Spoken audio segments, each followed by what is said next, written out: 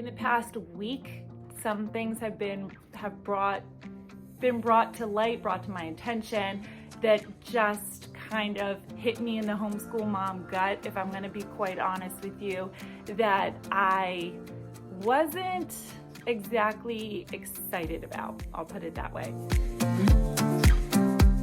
Hey everyone, welcome. My name is Lauren. I'm a homeschooling mom of 3 girls, and today I'm going to review my 2nd grader's curriculum. So we're first going to start off with spelling. She did spelling and poetry from Abeka.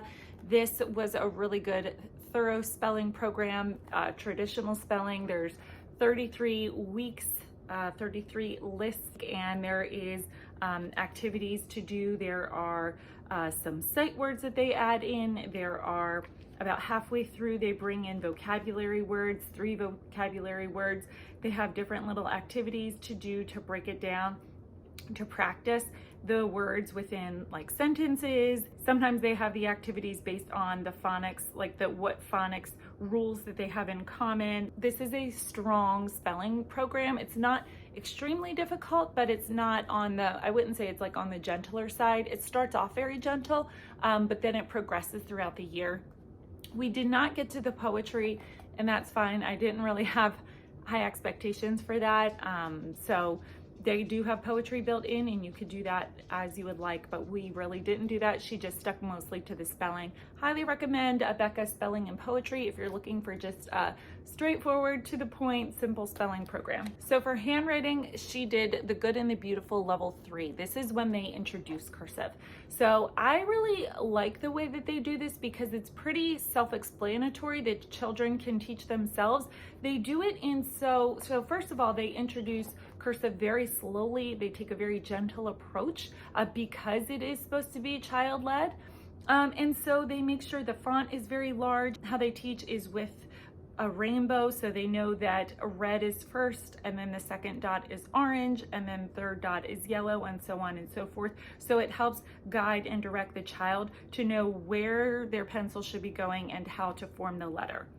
They also do keep a lot of manuscript in there, so they're not losing that manuscript practice, but they do have a good, I feel like it's a good mix of both. And one of our favorite things that my girls love about this is at the very bottom of the page, they have little either coloring or drawing something in or doing a maze, and it's just really cute to see how creative they can get when it comes to coloring. Those are some of my favorite things, is like when they draw in things. It's just the sweetest and the cutest. So we really like this. She zoomed through this. There are 100 pages, so if you do a page a day, you will not you'll finish early. And so she, at the beginning of the year, was doing 2, 3, 4 pages a day. I was like, whoa, let's slow down a little bit, girlfriend. Like, let's take our time. I didn't really want to like zoom her ahead to the next level just because, I don't know. I don't really honestly have a really good reason. I just was like, let's just do 1 level a year and stick with that. So she finished this, but then she was like, okay, but I still want something else to do. My girl is a workbook girl. She loves herself some workbooks. She loves independent work. Like, she just will be busy with that. And so what we did is we got Explode the Code.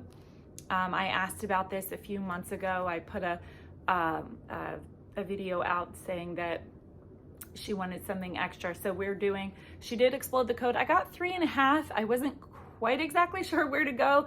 And this was really easy for her. She flew through this book, but she enjoyed it. I think it was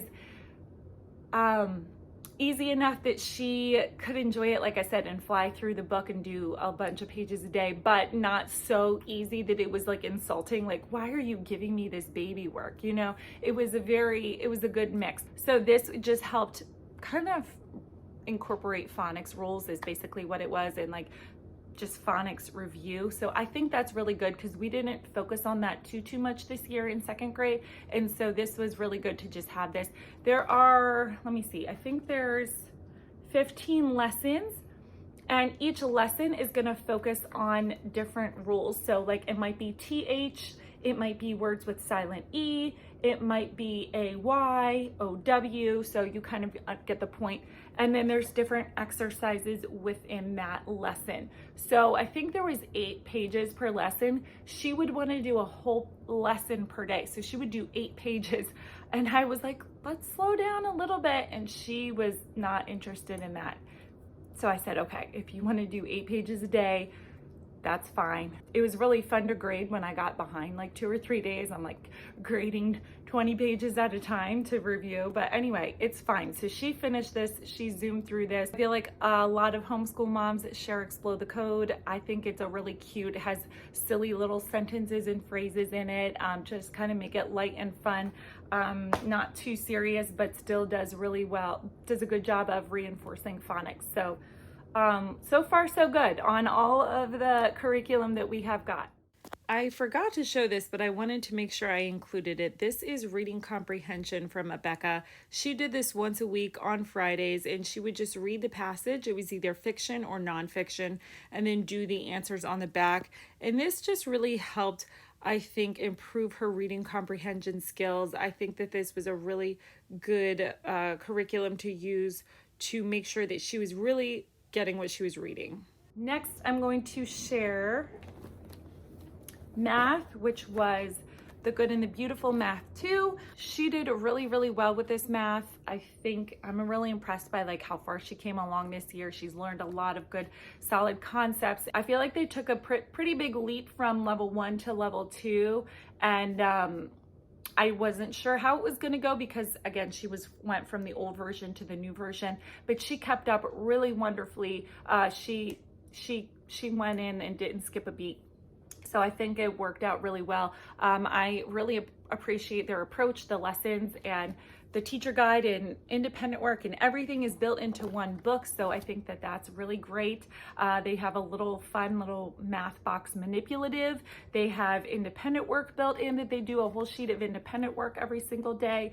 The tests are built in there I think like once a quarter they have an assessment, and then a final review, final assessment at the end. If you're interested in how we did a lesson and you want to get like a better idea of what it looks like, I have a video on that, as well as a comparison video between Becca and the Good and the Beautiful. If you're interested in comparing those 2 math curriculums, I really, really like this. I did mention in my kindergarten curriculum review, because my kindergartner used the same version too, that a part of me enjoyed something about the old version a little bit better. I do like the way that they worded things and laid things out, but I still think this is a really, really good, solid math curriculum, and math is all of my daughter's favorite subjects. They love it. They excel in it, do a great job. I will continue to use these in future years going forward without a doubt. I still really, really highly recommend and think that this is still a very solid math program. And then she also did arithmetic 1 with Becca. This was a supplement. She started doing this in 1st grade as a supplement. And so there's like 350 pages in here. I wasn't expecting her to do an entire math curriculum with the Good and the Beautiful and a 350 page math book. That's just a lot. And so she finished it this year in 2nd grade. She finished it a while back ago, but these work really well together. I think Becca and the Good and the Beautiful math work really well together. She could have gone on, I could have had her kind of stop this and go on to 2nd grade math, Becca's arithmetic 2, and it would have lined up just as well. And I kind of explain all of that in that video that I was just talking about when I compared the 2. But I think they work really, really well together. And my girls don't mind doing this. I don't do the supplements, or I'm sorry, I don't do the lesson plans for this. This isn't a whole entire math curriculum. It's just a sheet or 2 that she does a day, 1 page or 2 a day.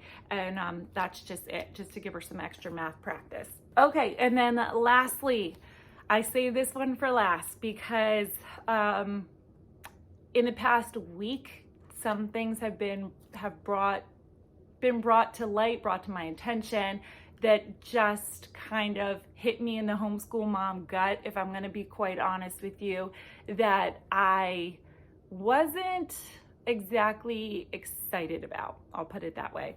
So we did the Good and the Beautiful the Good and the Beautiful Language Arts Level 2. She just finished this up. We just finished our homeschool year. And so I can give a complete review from beginning to end. I'm trying to word this right. And I don't want it to be a bash on the Good and the Beautiful, because I don't know if it's the curriculum itself or if it's my daughter. I don't know. So we did our final review.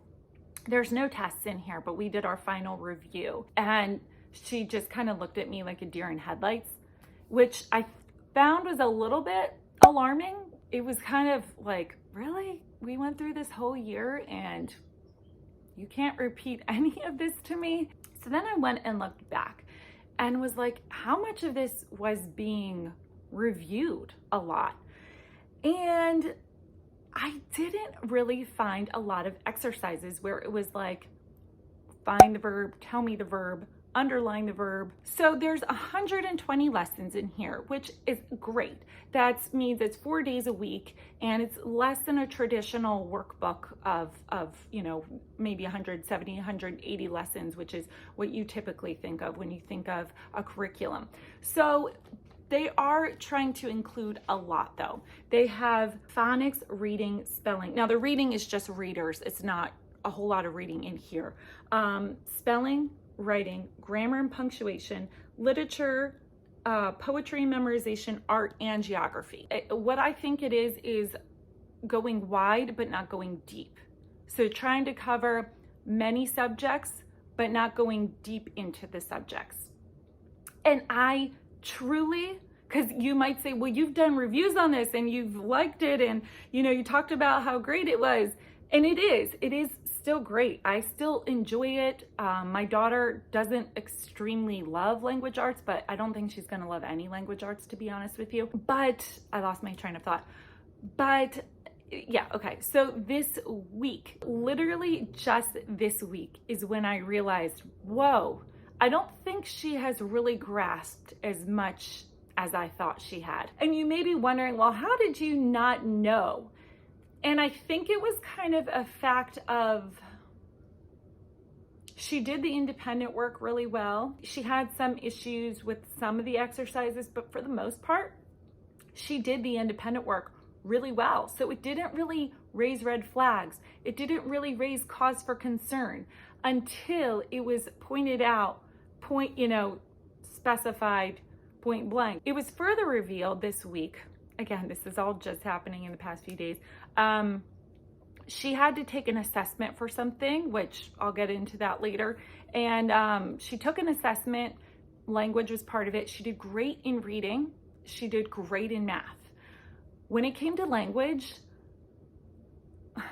I don't know. It was not great. I'll put it that way. I don't know the score, but I did see the questions and the answers. I couldn't help her. I couldn't say anything, obviously, because it was an assessment. There was nothing, I couldn't help her. I have said several times in my videos that I really, like, if we do light science or light history or whatever during elementary years, I'm not super concerned about that, but I am, like, one of my main things is I am kind of adamant about a strong math and strong language curriculum, phonics. Like, I want that to be strong from the get-go, strong foundation from the start. And so for me personally, it was a little bit disappointing how, with the lack of knowledge there was there. Am I stressing over it? Am I saying that this is terrible and that, she's going to be a failure in life? No, of course not. I'm much more realistic than that. But I am just, like, honestly, my raw thoughts and raw feelings and raw emotions about it was like, man, like, we worked so hard this year. And I'm sure if you felt that and have come away from a curriculum that kind of left you wanting more, then you know what I mean. We work hard as homeschool moms. We sacrifice and we pour our blood, sweat, and tears, and we look up YouTube videos on the best curriculum, and we want the best, and we want our kids to know it all. But in reality, sometimes it just doesn't work out exactly how you want it to. So it is frustrating and disappointing at times, but that's part of it. That's part of life.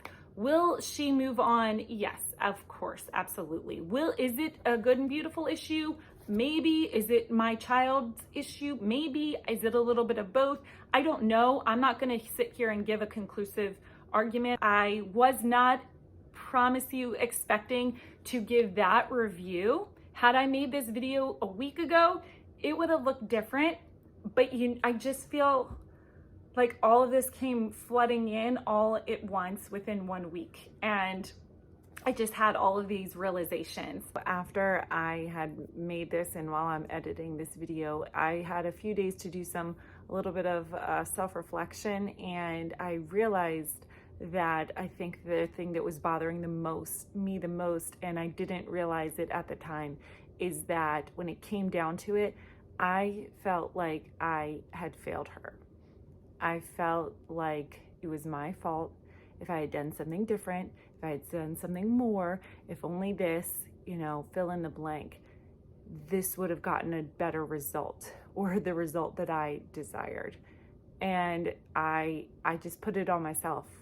I took all the responsibility. But the reality is did I fail?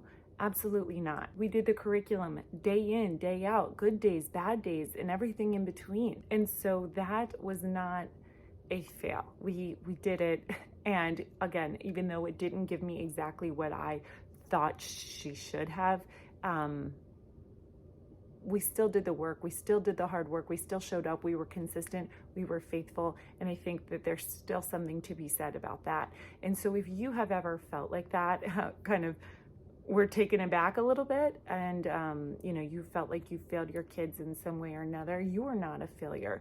If you're doing your homeschooling, day in, day out, you're doing the hard work, you're consistent in everything, and you're still, it's just not, something still was off, that doesn't mean you failed. It really doesn't. Pick yourself back up, dust yourself off a little bit, and get back on the horse and keep riding, because this is a really long marathon. It's not a sprint. So just a little bit of encouragement. I haven't failed.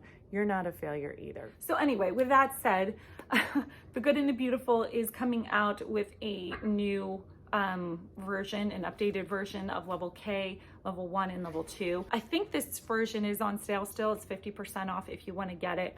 The new version is still going to be the same layout, in the fact of it's still going to be an all-in-one course book. So there's not going to be a separate teacher guide and a separate student guide. It's still going to be colorful. It's still going to incorporate art, works of art, great literature. It's still going to have the independent work right in here. It's still going to have the spelling built into the curriculum. It's still going to have phonics, poetry, memorization, literature. All of the fundamentals will be the same. It's just going to be an updated, they're going to update their lessons, and then they're going to have which I think is really cool, and I really think that this is fun, is that how they're doing their phonics cards is going to be a little bit different. So right now they have these yellow flashcards that are for their phonics, which they're okay, they're fine, they're flashcards, but they're going to have a phonics book. And it kind of looks like the handbook for reading from Rebecca, which I really enjoy and think is really effective. So they're laying out their phonics differently, which I think is awesome. And then secondly, that's a main thing that's changing. They're still doing phonics, they're just laying it out in, I think, a more effective way and a more fun way for kids. And then secondly, their readers are changing. Again, they always had readers with the old version, they're just updating their readers. And then the other thing that's changing is they're going to have an app, a letter tiles app. I mean, that doesn't really do anything for me. If you're an app person and your kids love apps, I'm sure mine do, but I don't really, I could leave or take an app. That doesn't really sway me one way or another. But the phonics thing is what I think is really cool. This video is long enough. If you stuck to this to listen to all of my everything that I just talked about, pouring my little heart out, thank you. I appreciate it. Make sure that you give this video a like. It really does help out, especially if you found it to be helpful. Make sure to give this video a like if you have not subscribed already. I would love to have you here, and if not, that's okay too. Leave any questions below in the comments, your thoughts, your opinion. Have you used any of this curriculum? Are you going to use it for next year? Let me know in the comments down below. Thank you so much for being here. I hope you have a great day, and I will talk to you soon. Bye-bye.